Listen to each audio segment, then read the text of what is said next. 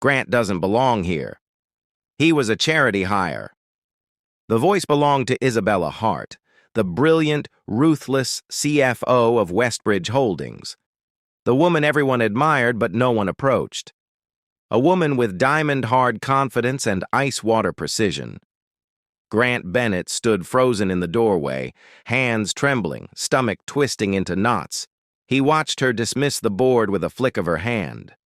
Unfazed, unreadable. He slipped out before she saw him, the weight of humiliation pulling at every breath. Later that night, after he tucked in his 9-year-old son, Liam, after microwaving leftovers and fighting the exhaustion that lived in his bones, his phone buzzed. A message from an unknown number. "We need to talk." IH. His heart dropped.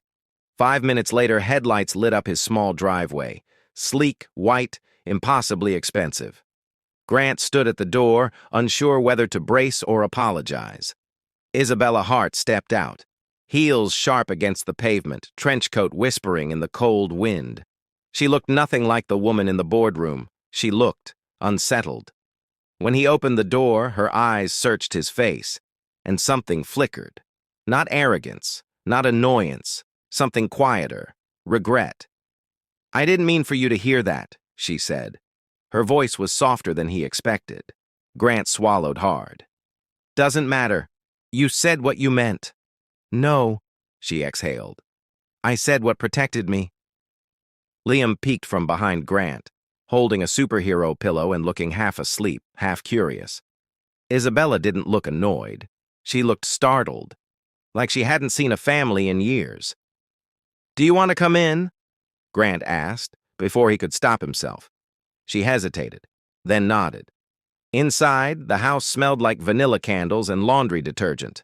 Old toys scattered the floor. It wasn't perfect, but it was lived in.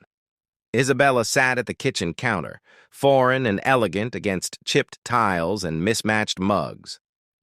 "You weren't a charity hire," she said finally. "You were the only one who didn't lie on the application." Grant blinked. "What?" "You wrote," she continued, pulling out her phone and reading his words. "I don't have perfect experience, but I work like hell for the people depending on me." That honesty reminded me of someone I used to be. Silence stretched, tense, fragile. Then Liam shuffled over and handed her a cookie. "You look like you need this," he mumbled.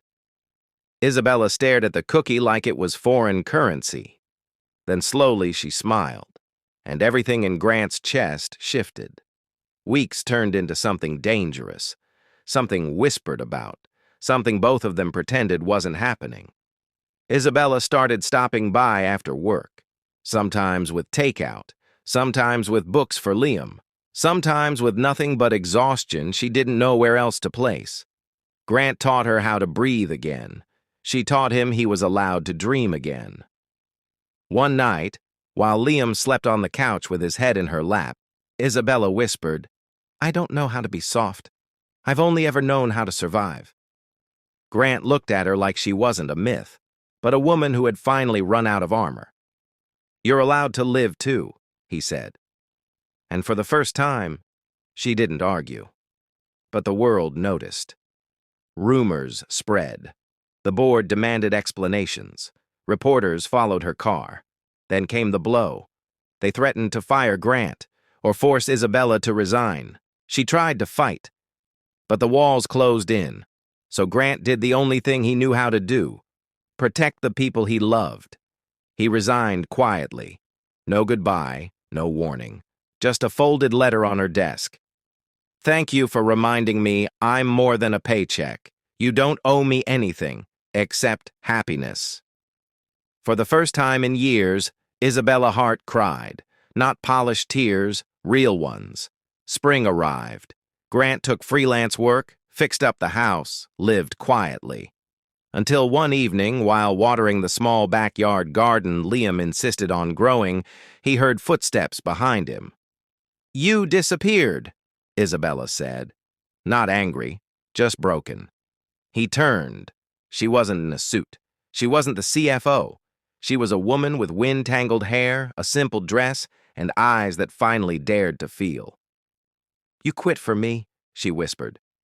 No, Grant said. I quit so we both could choose. Her breath trembled. So, choose. Grant stepped closer. I already did.